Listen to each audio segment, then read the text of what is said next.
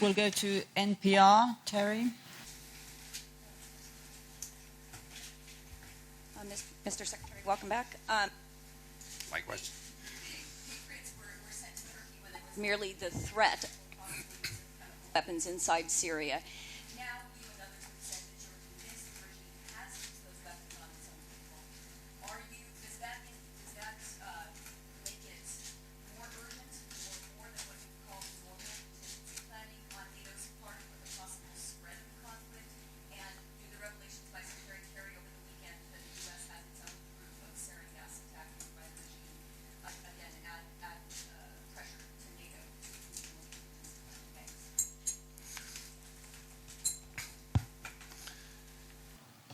As I said,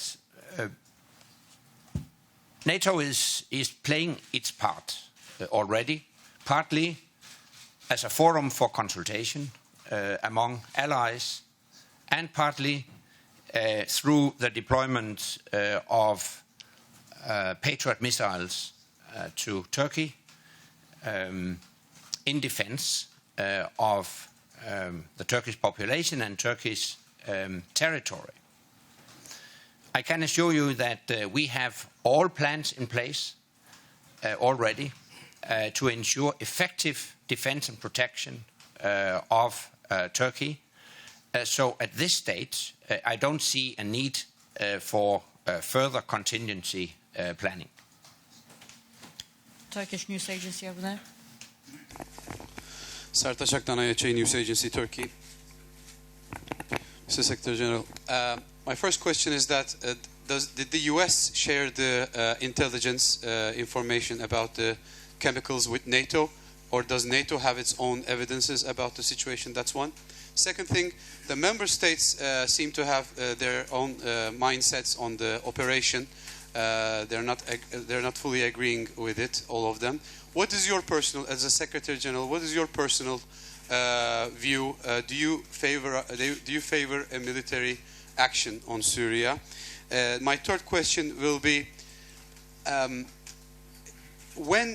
if Syria retaliates against an operation, and it includes its retaliation also Turkey, who might provide bases and logistics, technically would that fall into Article 5? Because in that case Syria will not be the first aggressor, but it will be retaliating, to a country which didn't join the operation. Would that still fall into Article 5? Thank you very much. Thank you. On the first question on intelligence, first of all, let me stress that as a matter of principle, we never comment on intelligence information received.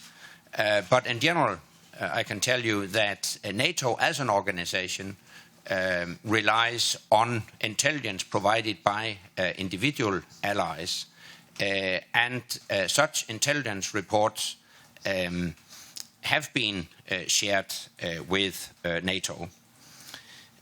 Secondly, as regards the response, no decision has been made yet. Allies consult with each other. As I said, I think there is an agreement that we need a firm international response in order to avoid that chemical attacks take place in the future. It would send a very, I would say, dangerous signal to dictators all over the world if we stand idle by and don't react. The question is how to react and when to react.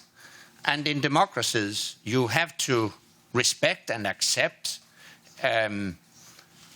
discussions and democratic procedures. But it's my firm position that the international community should react in such a situation. Otherwise, we would send the very dangerous signal to dictators all over the world that they can use chemical weapons without any reaction from the international community. And finally, your third question as regards a possible attack on Turkey. First of all, I would say it is, of course, a highly hypothetical question.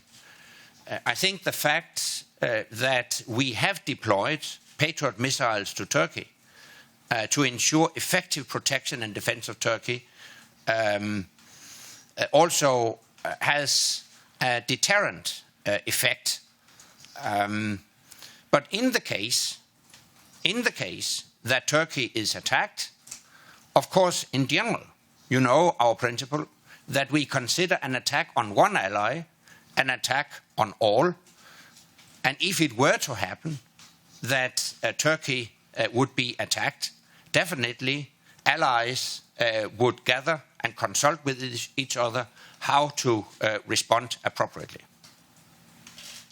Kuwaiti News Agency.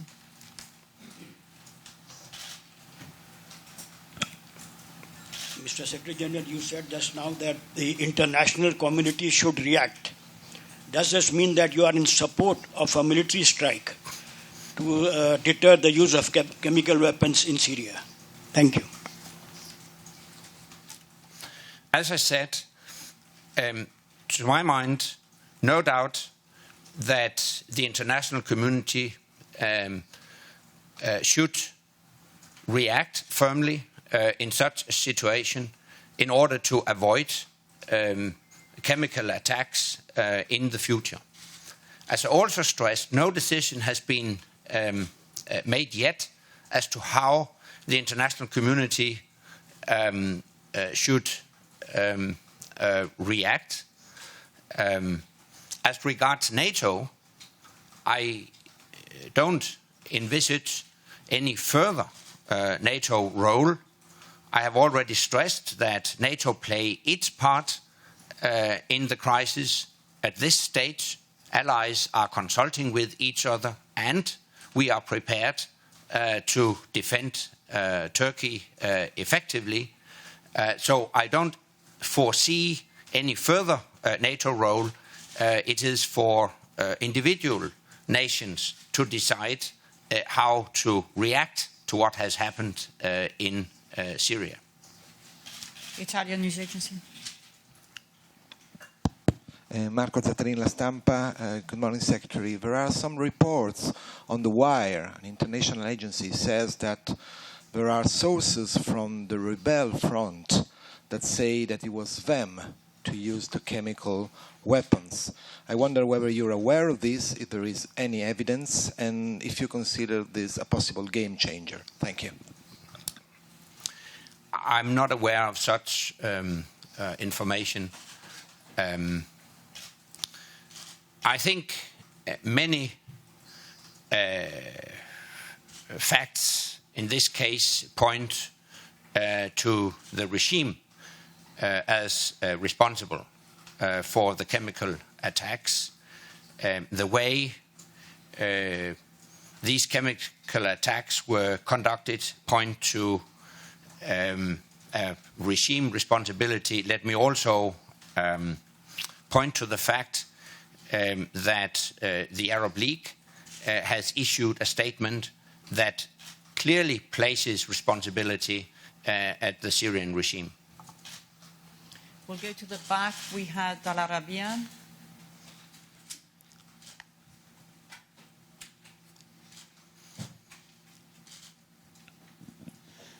Nordi Fridi from Al Arabiya News Channel. Mr. Secretary General, on 28th of August, based on a variety of sources, you stated in your communique that the regime is responsible for the use of chemical attacks of 21 of August. My question is, did you have at that time enough evidence that which can allow the international community to act even without waiting the assessment of United Nations experts and without UN Security Council? This is my question. And what NATO has its own bases in Greece, in Turkey, the Patriot missiles in Turkey also. it's very difficult to imagine that if the United States and its allies will start a military action, it's unbelievable that NATO cannot be involved in a way or another. Thank you.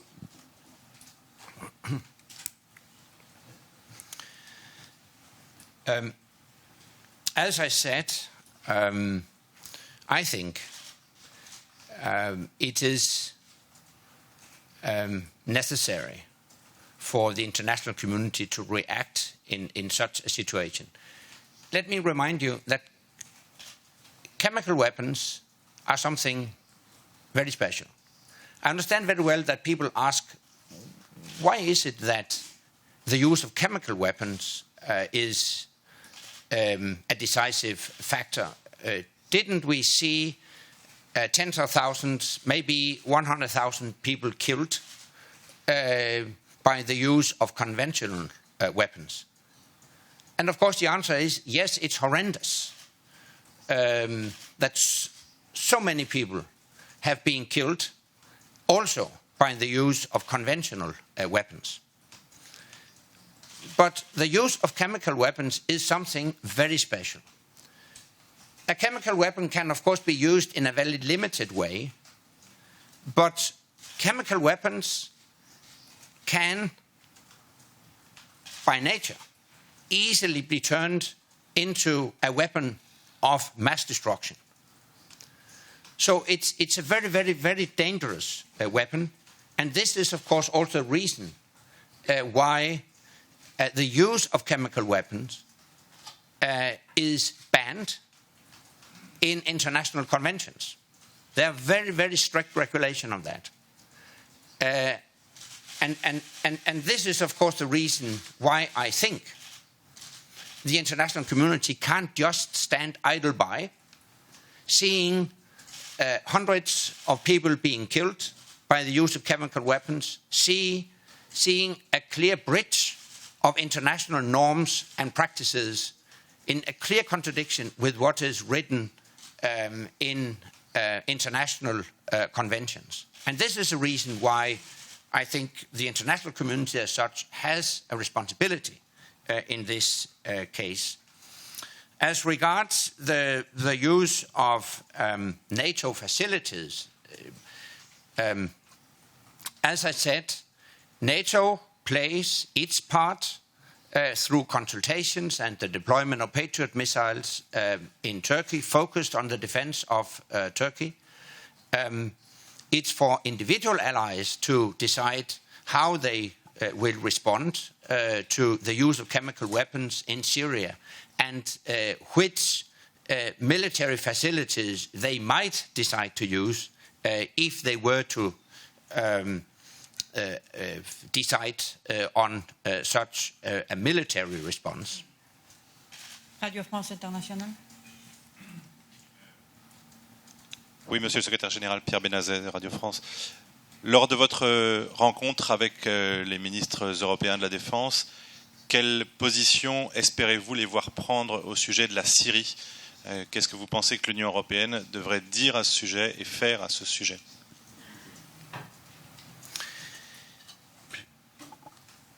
I would expect, first of all, let me stress that, of course, it's not for me, in my capacity as NATO Secretary General, to interfere with the decision-making processes in the European Union. It's for European ministers to decide how they will react. But obviously, I would expect EU ministers to condemn in the strongest possible terms the use of chemical weapons in Syria. Kader Nasser at the back.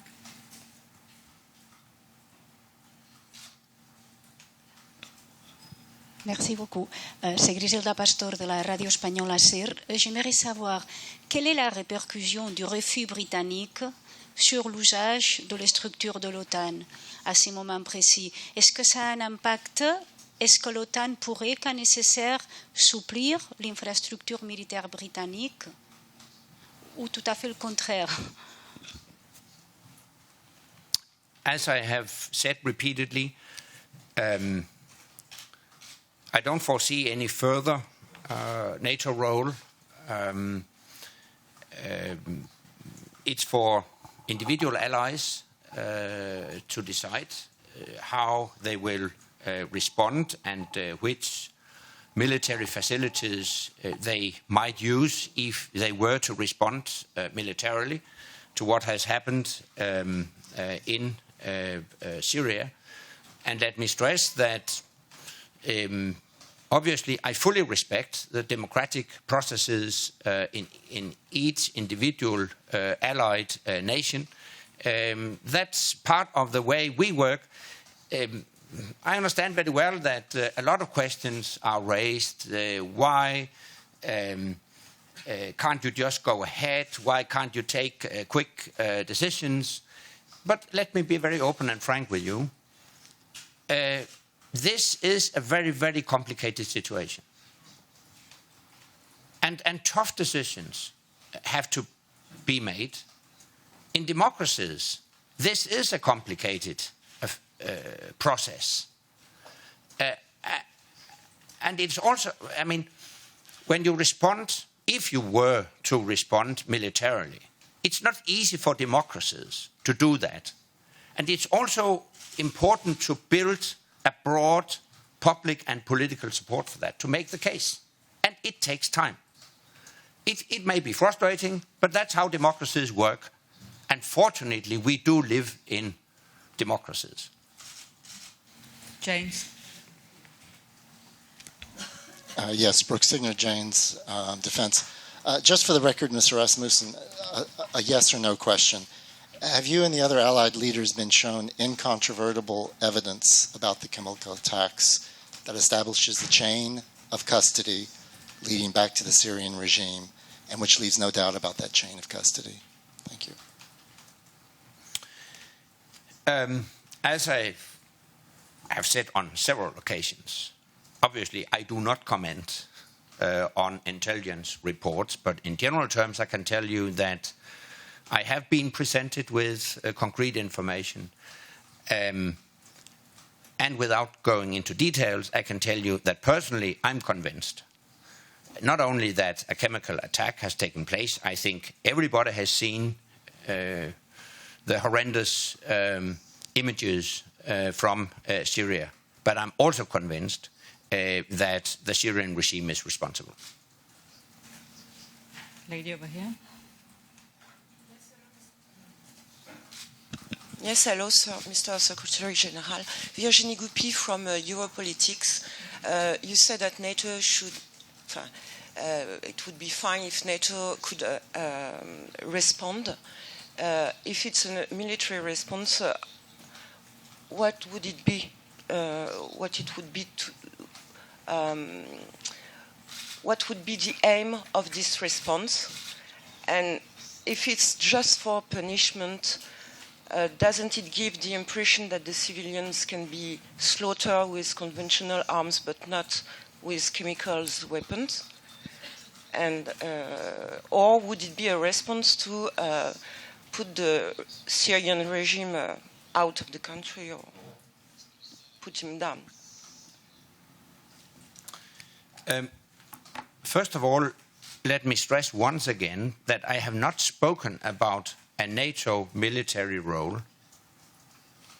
I have spoken of individual allies responding to what has happened in Syria.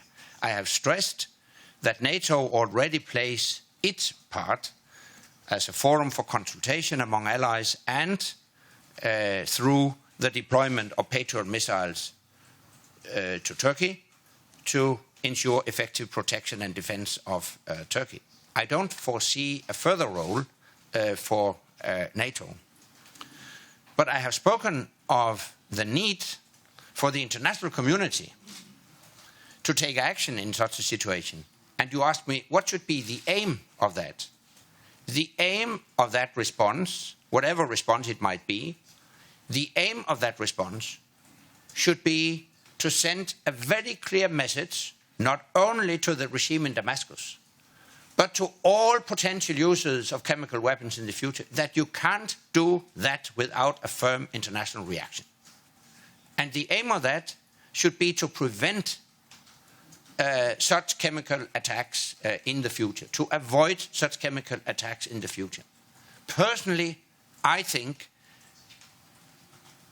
the international community can't just stand idle by witnessing hundreds of people being killed in the most barbaric way through the use of chemical weapons. I have stressed that it's also horrendous to see mass killing of people by the use of conventional weapons. Obviously, it is.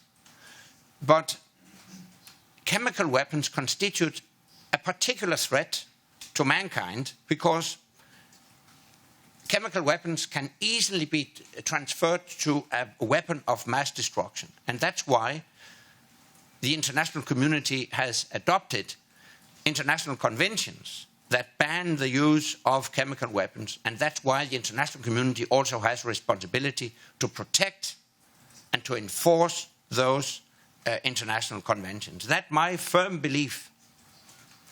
But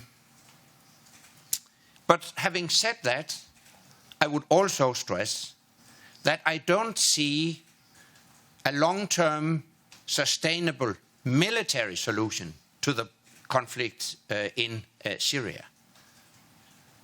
I strongly believe that a firm response to the use of chemical weapons is needed.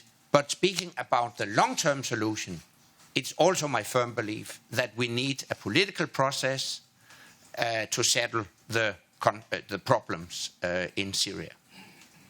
Stuttgarter Zeitung. You spoke about a forum of consultation, but of course that's not NATO's main aim. So could you perhaps say if you find it at all worrying that NATO, an organization like NATO, is sort of on the sidelines of this major world conflict at the moment, and why? And if it's a no, I'd like to know why. Thank you. But NATO is not sidelined because NATO has not been seeking a role in Syria. Our main focus is effective defense and protection of our ally, Turkey. Let me add to that if a response to what has happened in Syria were to be a military operation, I would envisage a very short, measured, targeted operation. And you don't need the NATO command and control system to conduct such a short, measured, tailored military operation. Thank you very much indeed. That's all we have time for.